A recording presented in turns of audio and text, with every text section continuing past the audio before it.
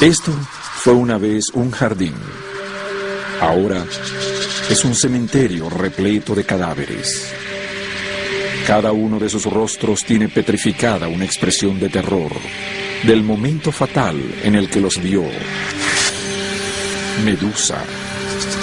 Su mirada penetra tu ser y te petrifica desde tu interior. El mito de Medusa nos ha cautivado durante casi 3000 años. Hoy todos reconocen enseguida su imagen por todo el mundo. La medusa que solemos ver pintada en vasijas suele ser una mujer con colmillos de jabalí. Tiene serpientes sobre la cabeza en vez de cabellos, a veces es barbuda. Suele sonreír sardónicamente y nos está viendo directo a la cara con la lengua afuera. En la Grecia antigua, los mitos daban sentido a un mundo confuso. Eran relatos que registraban hechos históricos, explicaban la naturaleza y determinaban cómo debía vivir la gente. El relato de Medusa no es la excepción. Los mitos son lecciones para la sociedad y la ayudan a organizarse. Pienso que la historia de Medusa es una ventana a ciertos valores de la sociedad de la antigua Grecia. Nos ofrece un rico retrato de las experiencias que pudieron haber tenido los hombres al sentirse dominados por el hechizo de mujeres malignas. Medusa puede aplastar a un hombre con una sola mirada penetrante. Este poder la vuelve casi invencible. El mito de Medusa despierta varios temores en la gente, sobre todo en los hombres, por su imagen de mujer omnipotente, cuya mirada ineludible puede atravesarte y exponer tu interior. Puede paralizar tus movimientos y de algún modo devorarte y consumirte. Creo que los hombres son quienes más temen a este tipo de mujer poderosa.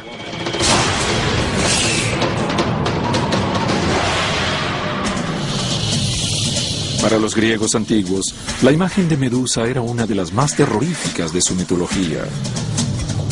Pero ella no siempre fue un monstruo.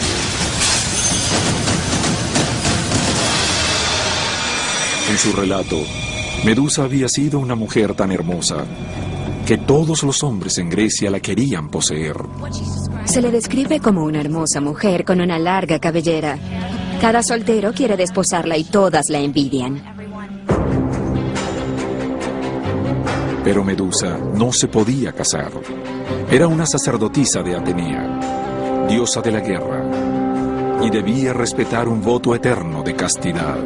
Atenea era la diosa protectora de la grandiosa ciudad de Atenas. También es una diosa virgen. El acto carnal no es parte de su mundo. Está fuera del alcance de cualquier deseo masculino. Se esperaba que las sirvientas de su templo fueran vírgenes para que dedicaran sus energías a servir a la diosa y no a asuntos domésticos ni a criar niños. Medusa, el odioso símbolo del mal, comenzó como un símbolo de pureza. ¿Acaso esta historia tiene su origen en la realidad?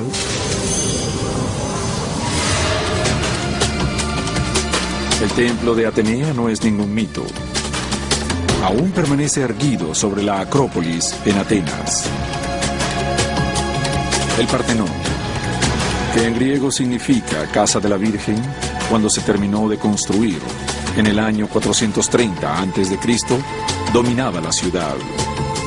Toda gran ciudad de la Grecia antigua debía tener un gran templo. Es un equivalente a los estadios deportivos de cualquier ciudad estadounidense.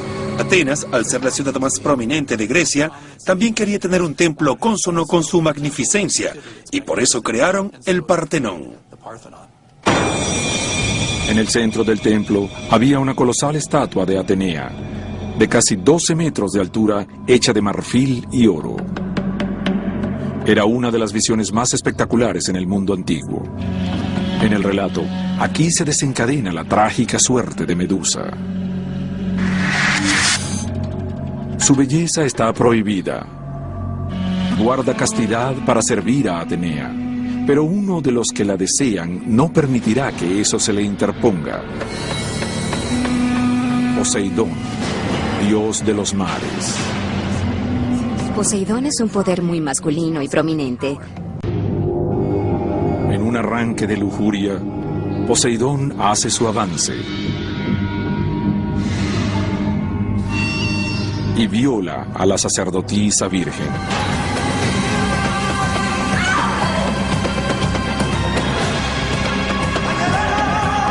La viola dentro del templo. Esto es un acto sacrílego. Le roba la virginidad, lo cual siempre ha sido un crimen. Medusa está destrozada. Al robarle la inocencia, le han cambiado la vida para siempre. Por haber sido violada, ya no podía optar a un matrimonio normal según las costumbres de los griegos, y por ya no ser virgen, tampoco podía servir a una diosa. Para ciertos ritos religiosos, una tenía que purificarse del coito, de modo que al ella haberlo tenido en el templo lo había profanado, y es por eso que Atenea se pone furiosa. Pero no contra Poseidón, porque era un dios poderoso, y cosas así se esperaban de él. Para Atenea es Medusa la que merece un castigo. La víctima está a punto de ser acusada. Atenea es masculina. Su papel la coloca en un entorno donde predominan los hombres y se pondrá del lado de ellos.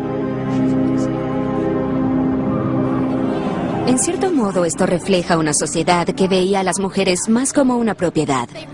En cierto punto reconocen que la violación daña a las mujeres, pero en casi ninguno de estos mitos hay compasión por ellas, y es a las violadas a quienes castigan.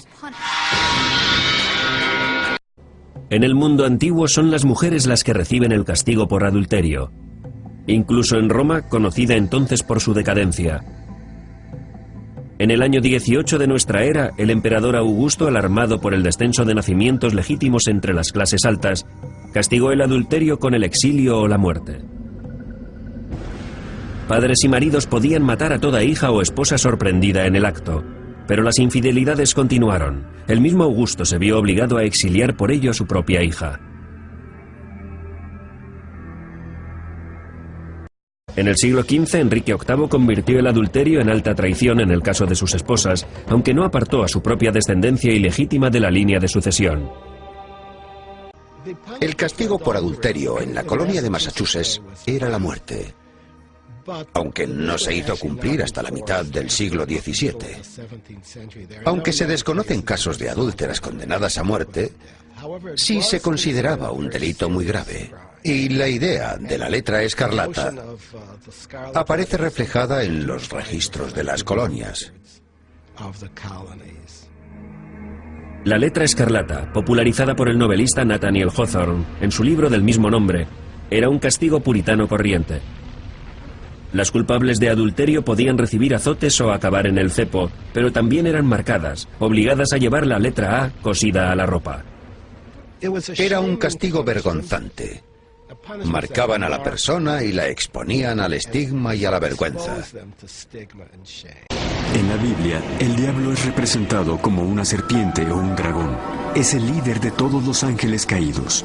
Es él quien tentó a Adán y a Eva y después al mismo Cristo.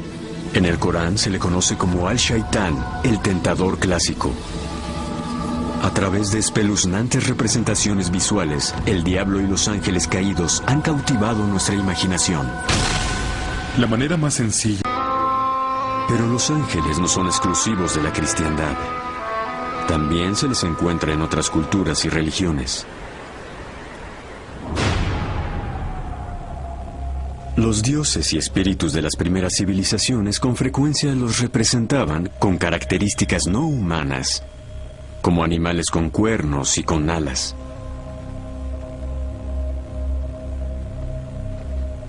Las figuras aladas aparecen con los faraones de Egipto miles de años antes de la época de Cristo.